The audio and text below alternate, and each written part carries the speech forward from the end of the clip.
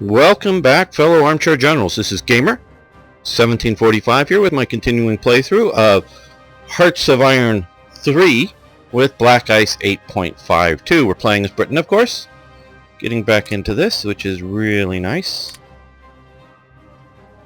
Now, the Germans are attacking up here. But not terribly successfully. Battle of Hong Kong, we won again.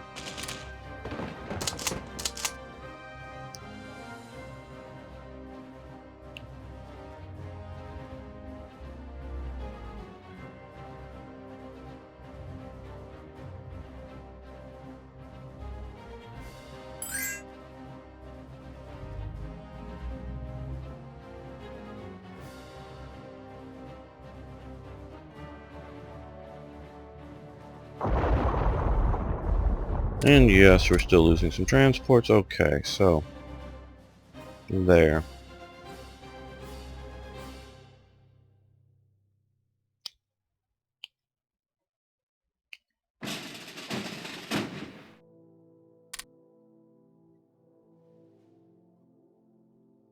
Well, I think that's a more important place to keep them.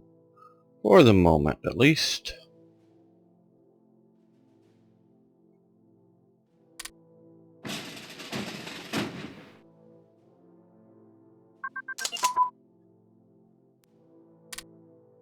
Okay, and what new technology have we developed? Okay, advanced armor designs to level 2.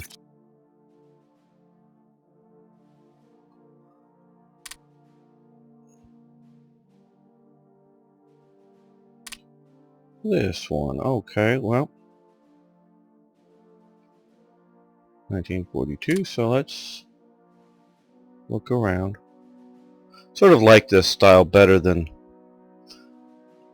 So you got, in my opinion, two elements with the difference between Hearts of Iron 4 and 3 with the tech. Here, you can have the same thing that you constantly, advance in. Where in 4, of course, I know most all of you have seen it now, you progress down a chain. Well, if there's a dependency,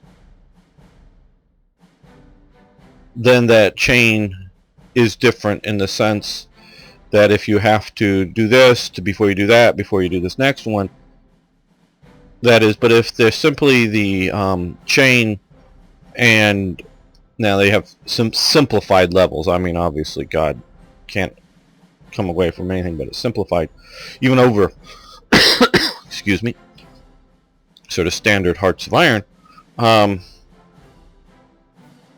you do. But if you just, instead of having this that we periodically go back and research to advance again, just simply have level 1, 2, 3, 4, 5, 6 down in a chain down here, there functionally is no difference between the two other than graphical style.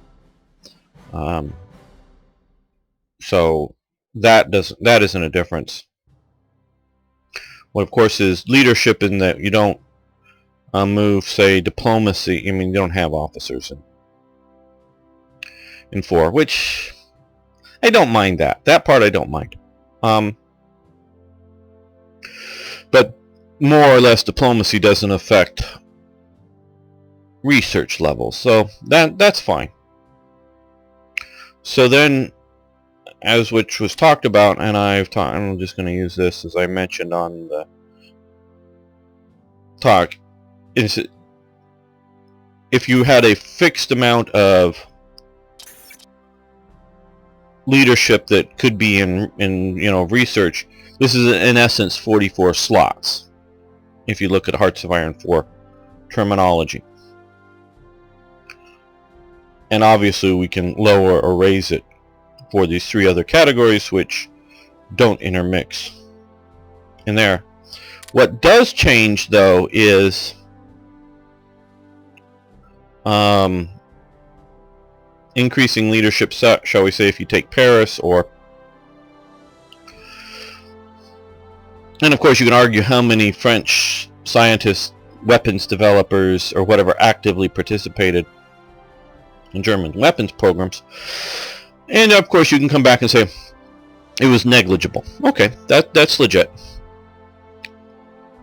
But if you look at Czechoslovakia, basically, all of their weapons designers all actively continued to participate effectively in the German weapon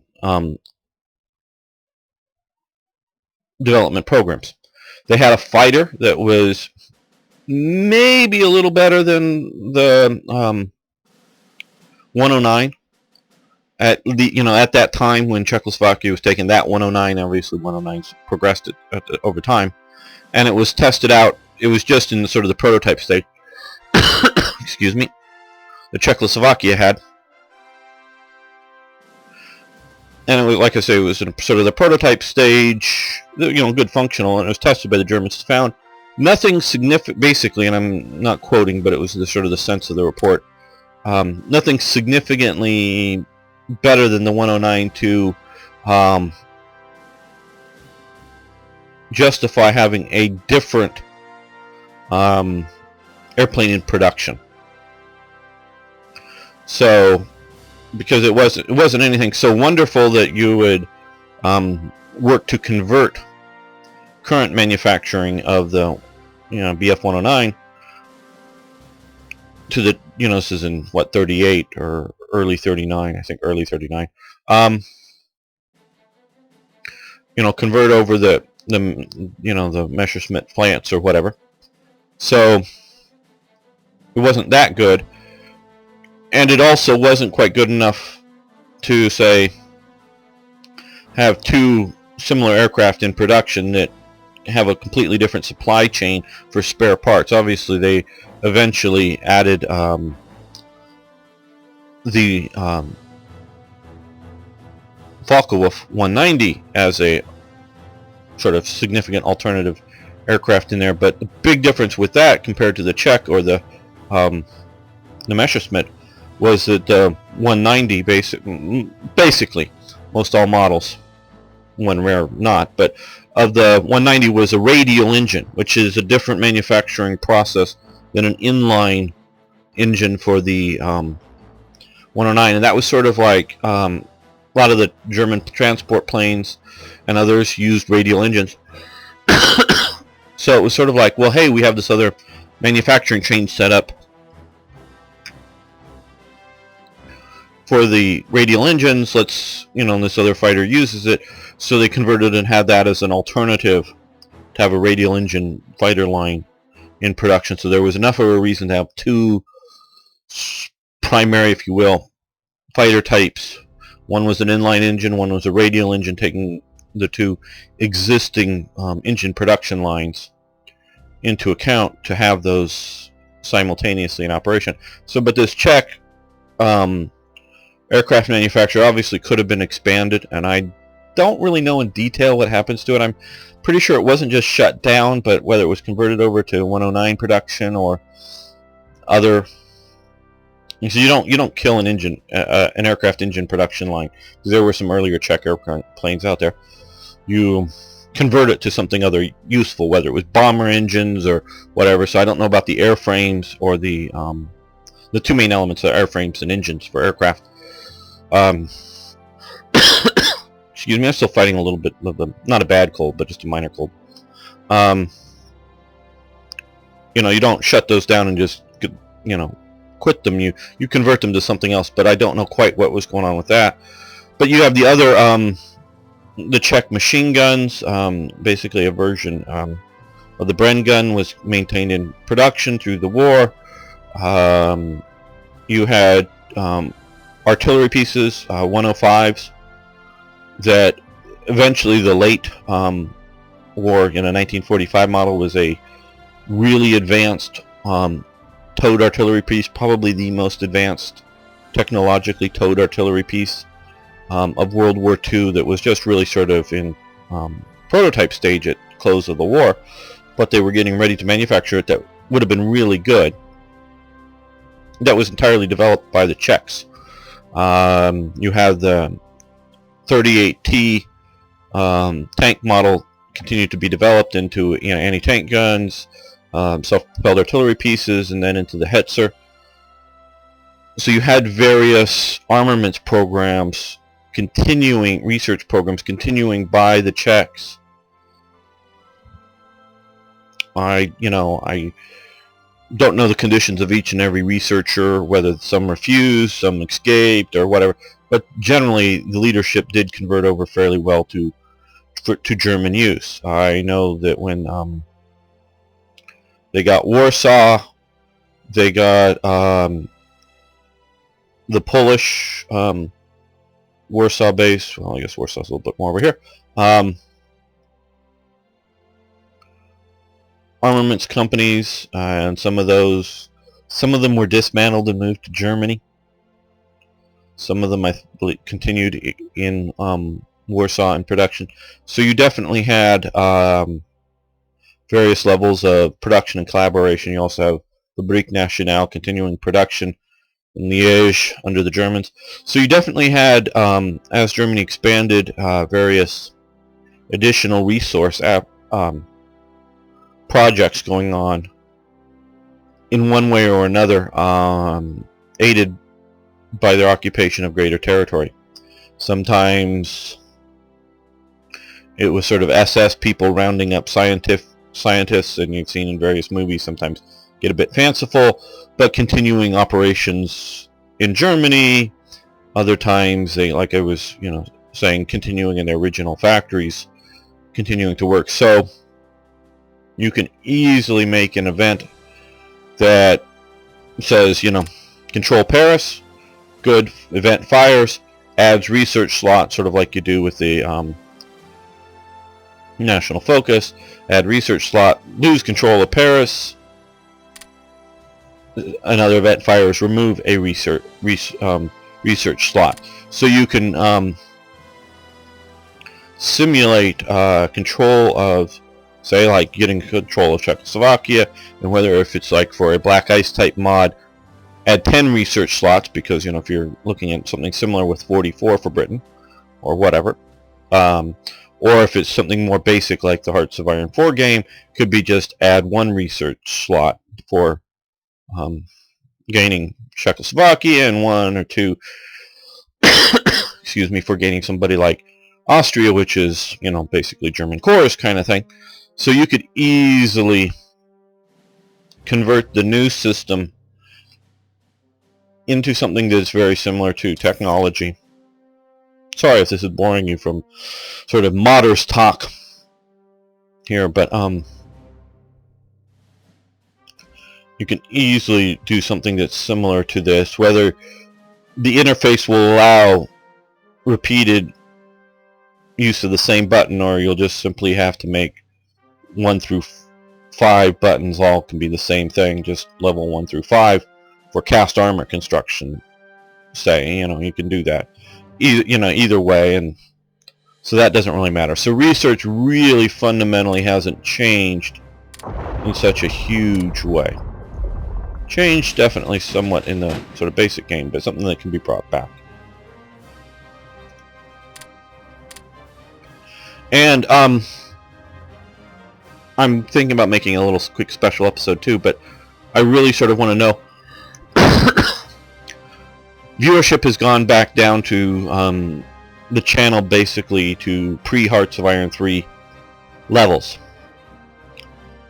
Spiked up a lot, which I knew it would spike up a lot when it first came out. I'm sort of, disappointed, but no big deal that it's gone back down. But I sort of need to know what the viewing audience wants to some degree, because I'm sure, have new people there that are watching the Hearts of Iron 4 to see Hearts of Iron 4 gameplay. Obviously, we have a lot of, we've had a lot of Black Ice players watch to see Black Ice gameplay that I'm sure checked out the new Hearts of Iron 3, but maybe not interested in continuing watching it. I don't know that I'm, going to continue 2 daily series. I'm almost sure I'm not going to continue 2 daily series. If it was going to be a 15 or 20 minute episode, I could maybe do that, but if it's going to be a 30 or 40 minute episode, which I sort of prefer, but it'd be, I don't know whether it's Monday through Friday or 4 days a week or every other day or whatever it might be, but whether I should continue to do a lot of Black Ice as well as Hearts of Iron 4. Viewing numbers will tell, but I mean, those are ultimately what will tell, meaning if you get 10 enthusiastic people for me to continue Black Ice, but those are the only 10 people watching it, I can't quite do that, so I sort of need to see both viewing numbers as well as input and ideas from you, because, you know, yeah, I understand that Hearts of Iron 4 right now is not Black Ice. It most certainly isn't, you know, so... Okay. They're attacking here, which is definitely not unexpected. Actually, I expected it.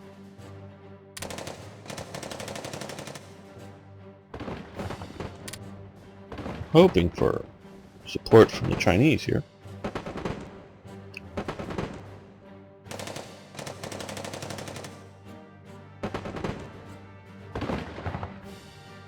So let me know ideas, thoughts, whether it's worth continuing, even if it just say Black Ice on the weekends and Hearts of Iron 4 on weekdays or whatever, so that if you know what you're looking for, you know when to come and check out the channel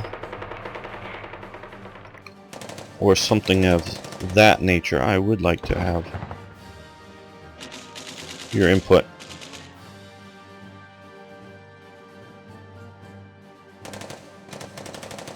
Because like I say, I can play Black Ice without recording it, you know,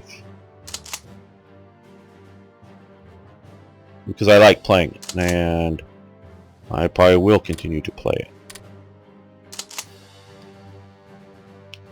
And this is not a complaint or gripe or anything like that, but this is a performance in that I've got to try to keep talking, talk about interesting things, make it go right.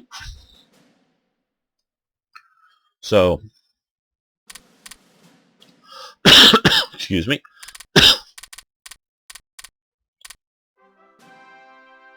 It's not a chore to do this at all. I quite enjoy it, but I really got to get cracking on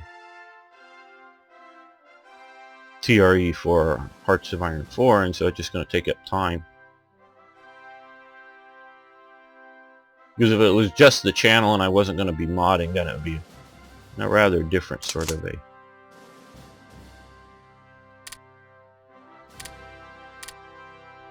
Okay, the U.S. has decided the U.S. war machine starts up. Despite almost continuing crisis of the civilian war agencies, the American economy expanded at an unprecedented and unduplicated rate between 1941 and 1945. The gross national product of the U.S. was as measured in constant dollars grew from $88.6 billion in 1939, while the country was still suffering from depression, to $135 billion in 1944. The war-related production skyrocketed from just 2% of gross national product to 40% in 1943. And those are some very key things. All those war workers that were producing something made stuff that they couldn't buy. Basically, they, you know, yeah, it was legal to buy bullets, most assuredly, legal to buy guns, and it continued to be so. But the guns were and bullets were for the army. You know, they weren't selling M1 Grands at the local gun store. So basically, all, like, even just firearms production went to the military. America was and is still awash in firearms, so there were still plenty of firearms to go around.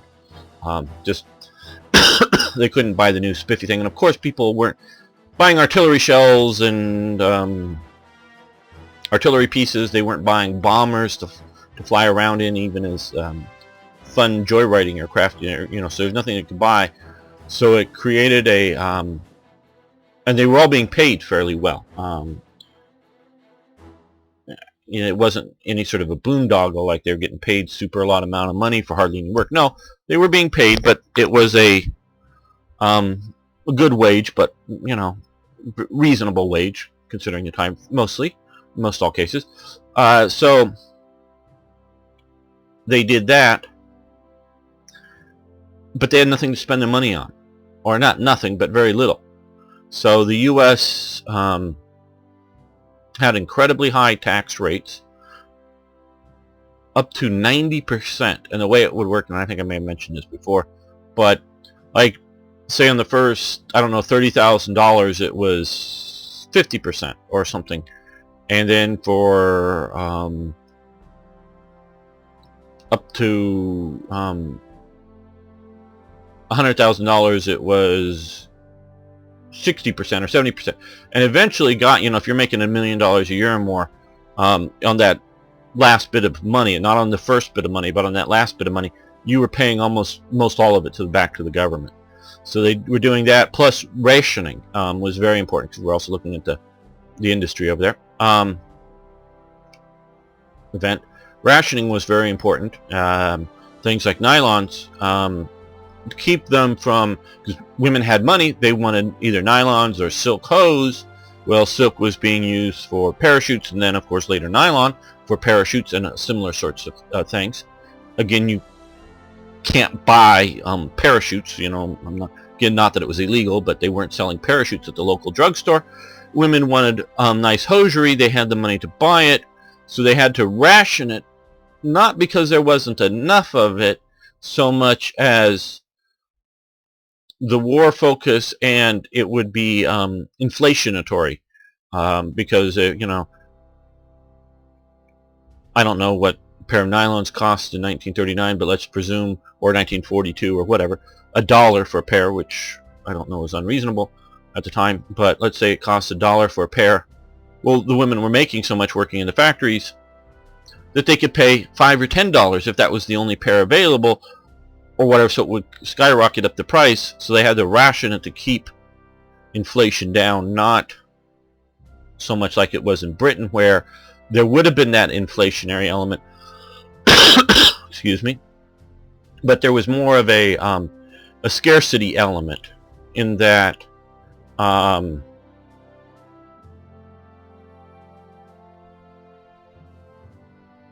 obviously that there's a scarcity in the U.S., but in that there just wasn't enough because they couldn't ship over enough, whether it was nylons or just cloth to make clothes or even basic things like that, that they had to control that way, so that everybody had an opportunity to get some of the basic necessities. So in the U.S. they did that.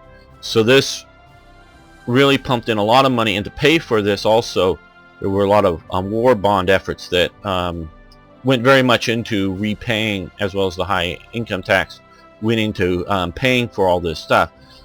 And so this is Keynesian economics sort of at its best, but it also shows the falsity of Keynesian economics is that it's unsustainable. Keynes was right in the short term. You can do the priming of the pump, but there's always a price to pay for it. Now, whether the price is as bad as the suffering, meaning if you have a depression, you borrow money and spend it on building roads or whatever, and then you have to somehow pay for it, that stifles growth because you've increased taxes or other sorts of means, because you have to pay off those bonds because they have interest rates eventually, even if it's low, very low level interest rates, you have to pay them off eventually. So you've got to get the money back in, which stifles growth. You sort of have to judge. So if you're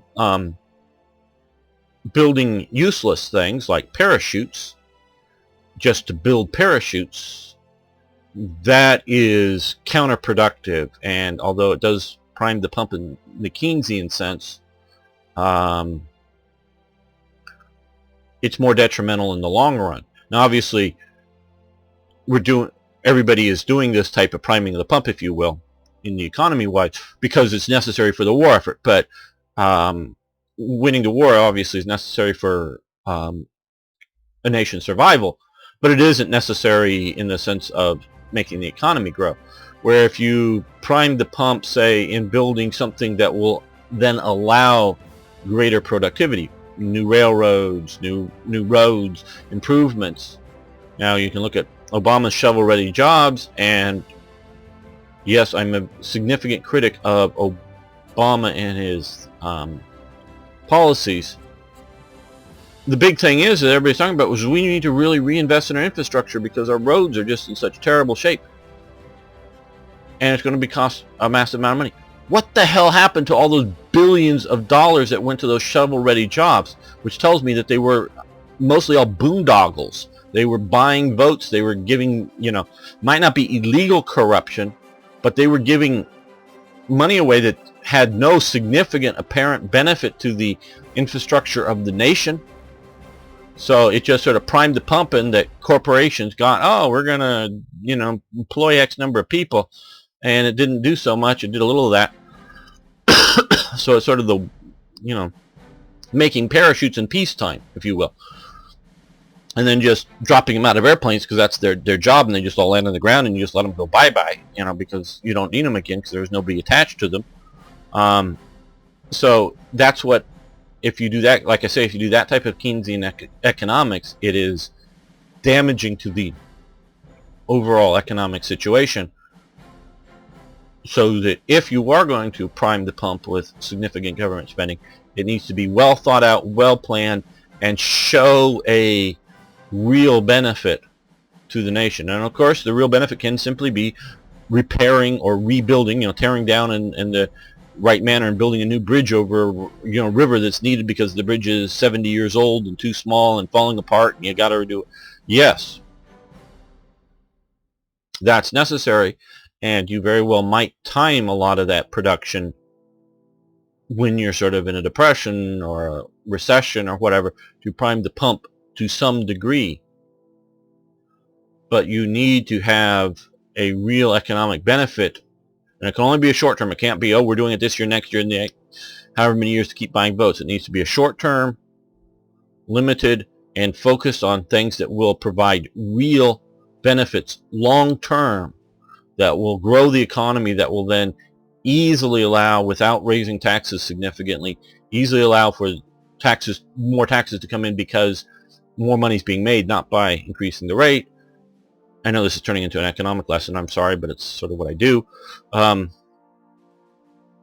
By growing the economy, because you've grown the infrastructure, will pay off your Keynesian priming of the pump.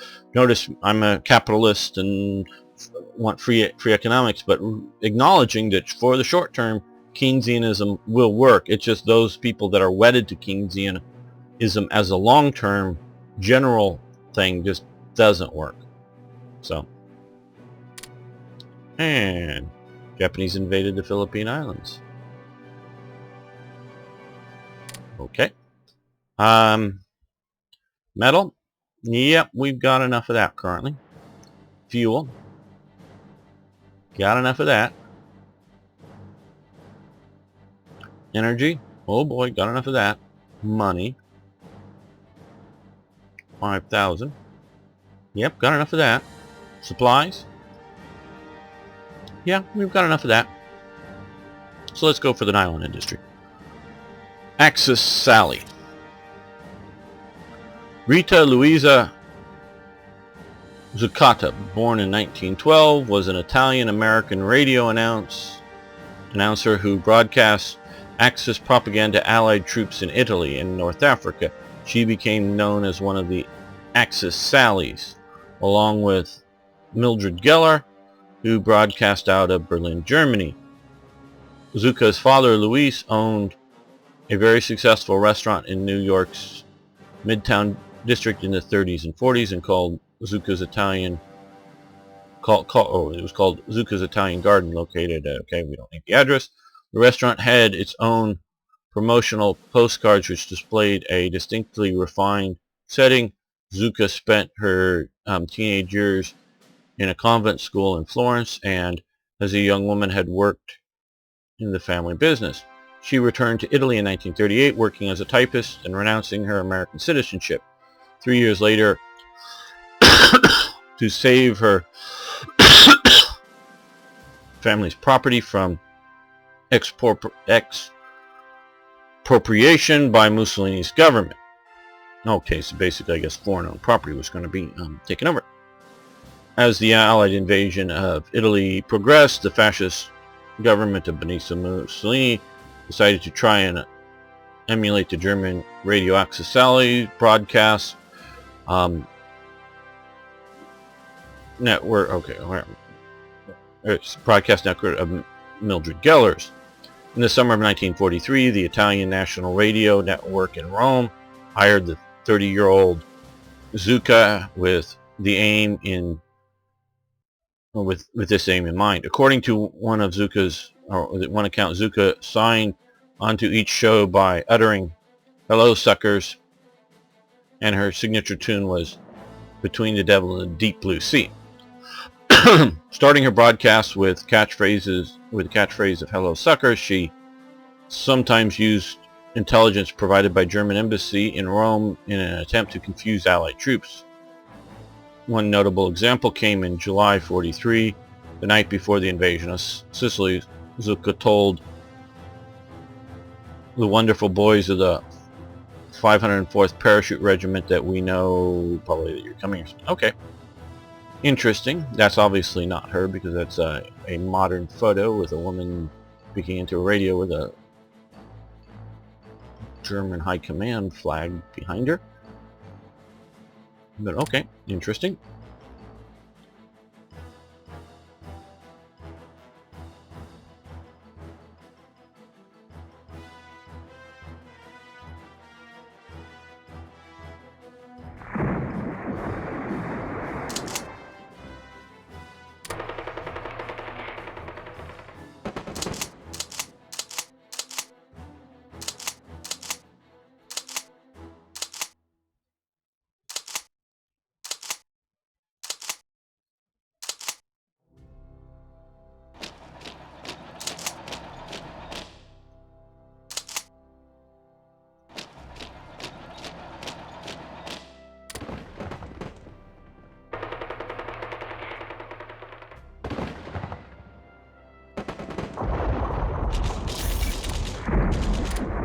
Okay, the 23rd Indian Fighting Cock Division.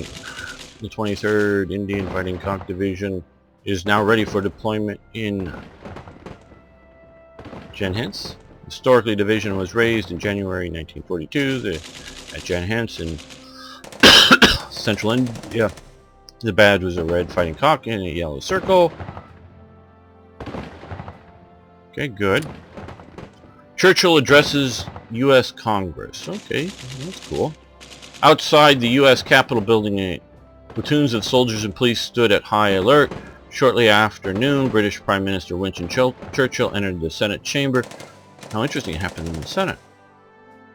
To address a joint meeting of Congress, he took his place at the lectern, bristling with microphones above his head. Large and powerful lamps gave the normally dim room the brilliance of a Hollywood movie set. Motion picture cameras began to roll. The eloquent Prime Minister began his address. On a light note, observe, if my father had been American and my mother British, instead of the other way around, I might have gotten here on my own. In that case, this would not have been the first time you would have heard my voice. He then grimly predicted that the Allied forces would require at least 18 months to turn the tide of war, warned that many disappointments and unpleasant surprises await us. When Churchill concluded his 30-minute address, he flashed the V sign for victory and departed to thunderous applause. Okay. As you may have noted in my reading it there, I was surprised it happened in the Senate. Joint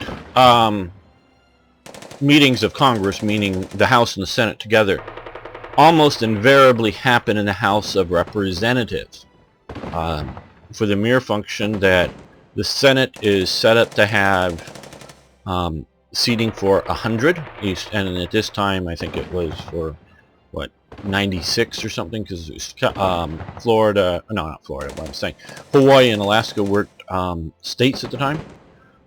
And everybody sits at little desks instead of sort of the bench-like seating in the House of Representatives. You could squeeze more people in there, but only one person can sit at a little writing desk in the House of Senate, in the Senate room.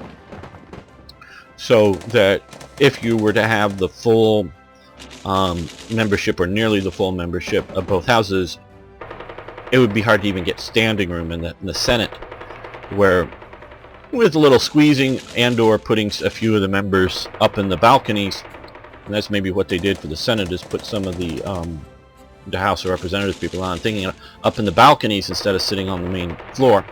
Probably what they did. But what cued me out, and I figured out as I was reading it, why they did it in the Senate and not in the House of Representatives. It was because of the motion picture cameras with the bright lights. If you look at before the war, during the war, after the war, to this day, and they're the same ones that are still up to the best of my knowledge, in the House of Representatives, you normally do see the Speaker of the House and the President of the Senate, which is the President of the Senate is the Vice President. I don't know who those two people are. I don't recognize them. One of them could be the Vice President. I don't know. I know Truman became, I have to look this up, I believe after this time, FDR's Vice President, but I don't think he was at the time, but because the Vice President is also the President of the U.S. Senate. So they're both presidents, but and the only time that the President of the Senate generally speaks, I don't know if it's by law or just by tradition, the only time the President of the Senate votes in the Senate is to break ties. But there is, because there basically always be an even number of senators, so you can get deadlocks theoretically, and the Vice President can come down and break those. Well, it's sort of right here and right here, very large on either side, are fasces, the bundle of sticks with the axe, all done up in very fascist type style, because the U.S. Congress, both House and Senate, notice the term Senate, senatus, or senatu, or whatever, Latin for, body of people meeting. Don't know how better to translate that, but and then the other is the House of Representatives, instead of Parliament, which is sort of French for a place of debate or whatever. In the British side, the Americans have always looked to the Republic, not the Empire, but the Republic of Rome as sort of its general basic model. So there's a lot of Roman, and it's often called neoclassical, but architecture in Washington D.C. It's around very heavily, and so the U.S. Very much had the fascist symbols. So I bet you that when he came there, they didn't want him being pictured with fascist symbols in the background, because we were fighting fascism, and it's probably something that they didn't want to, or either whether it was Churchill or the U.S. government or both, realized that would make a bad picture, and the U.S. is such that we don't cover up things like that, at least not normally, so that they're out there, and so those Americans who understand the government understand why they're there, but the average guy on the street doesn't normally see them, doesn't normally think about them.